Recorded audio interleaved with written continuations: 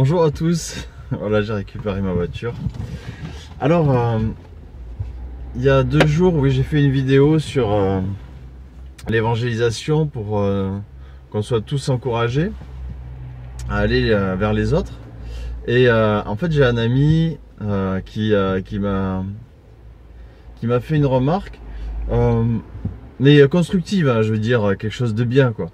Donc très encourageant, etc.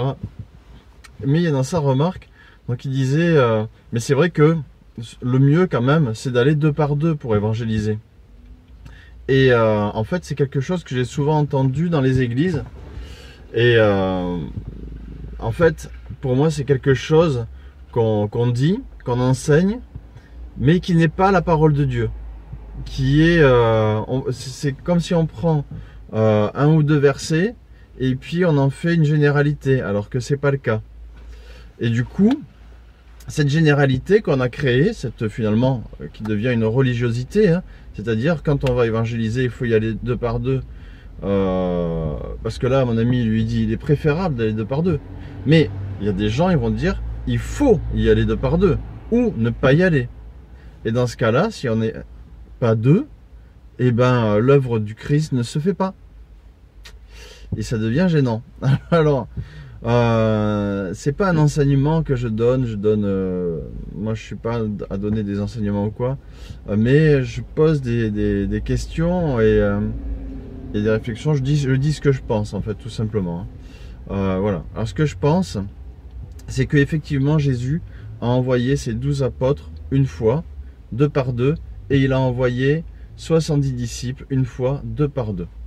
Alors, est-ce que de là, on peut dire qu'il envoie toujours 2 par 2? On peut dire qu'à chaque fois qu'il a envoyé dans ses apôtres ou des disciples évangéliser, enfin porter sa parole, parce que là, évangéliser, c'est donner la bonne nouvelle. Voilà, la bonne nouvelle de la venue de Jésus vers nous, de son royaume qui vient à nous. Voilà, son royaume qui est proche, qui est là, on peut y accéder, il suffit d'entrer dedans, il faut juste le vouloir. Eh bien, ça, de guérir les malades, de prier, etc. pour les gens, effectivement, il les envoie 2 par 2. Et c'est arrivé 2 fois. Et il n'y a pas d'autre exemple dans les évangiles. Alors, mais, il faut bien se rappeler quand même que eux, Jésus n'était pas mort à cette époque-là, il n'était pas mort ni ressuscité, il n'était pas monté au ciel, il n'avait pas envoyé son Saint-Esprit. Il n'était revêtu ni rempli du Saint-Esprit.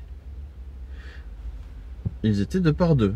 Donc, quand on apporte un témoignage, la parole dit il faut au moins 3 témoins.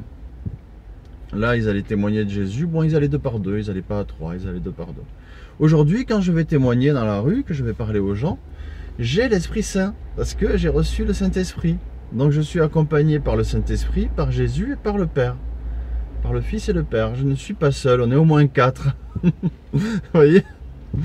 Mais après, c'est vrai que je préfère être avec ma femme et puis belle maman, puisque c'est souvent avec elle que je vais évangéliser. Parfois, il y a beau papa. C'est très rare qu'il y ait quelqu'un d'autre qui se joigne à nous pour l'instant. Mais voilà, hein, c'est vrai que je préfère ne pas être seul, mais parce que c'est beaucoup plus facile. Si par exemple, bon ben, effectivement, comme mon ami dit, quand moi je parle à quelqu'un ou qu'il parle à quelqu'un, peut-être moi je peux prier pour que ça se passe bien, voilà, il y en a un qui peut prier, il y en a un qui peut louer le Seigneur, il y en a un qui peut recevoir peut-être une parole de prophétie, puisqu'il a l'esprit plus disponible pour écouter Dieu et parler aux autres, pendant que l'autre, oui, discours. Voilà, bon, c'est des choses comme ça. Mais aujourd'hui, j'ai le Saint-Esprit et Dieu peut très bien diriger la discussion. Il n'a pas besoin qu'il y ait quelqu'un qui soit à côté de moi pour prier ou pour... Même si c'est vrai, c'est bien. Mais c'est pas une obligation parce que le Saint-Esprit est là et c'est lui qui dirige les conversations et les rencontres. Et après, parfois la personne peut me rejeter, mais c'est pas moi qu'elle rejette, c'est le message. Mais Jésus est venu vers elle. Et finalement, c'est Jésus que la personne rejette. Mais lui, moi j'ai fait ce qu'il voulait, c'est-à-dire d'aller vers la personne. Et je suis pas maître après des choses. J'ai pas à me dire ah oui mais ça aurait été mieux si j'avais été 2 ou si... Non, juste à faire ce qu'il y a à faire, c'est tout. Jésus ne demande pas plus.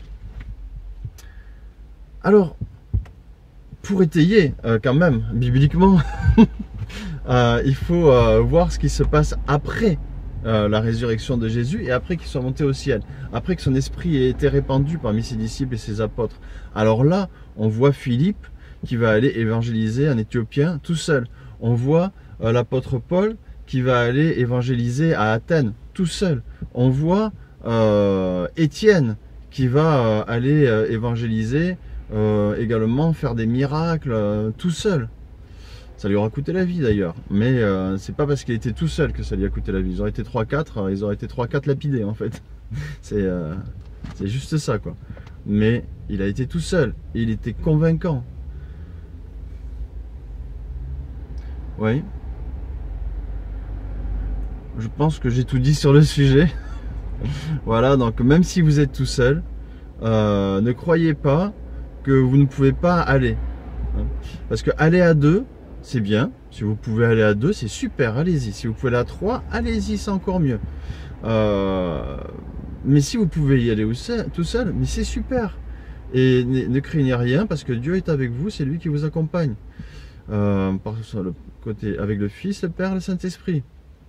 Maintenant, c'est vrai qu'aller à deux, si on craint de ne pas y aller parce qu'on voudrait n'aller seulement qu'à deux ou trois, c'est parce que finalement c'est la religiosité là, qui nous domine. Et la religiosité, ça nous permet de compter sur notre nombre, sur notre propre force et compétences, et de ne pas compter sur Dieu, hein, qu'on ne voit pas. Parce que notre nombre et nos compétences, ça on le voit. Mais Dieu, on ne le voit pas. Et il a dit, heureux ceux qui croient sans avoir vu. Bonne journée bénie.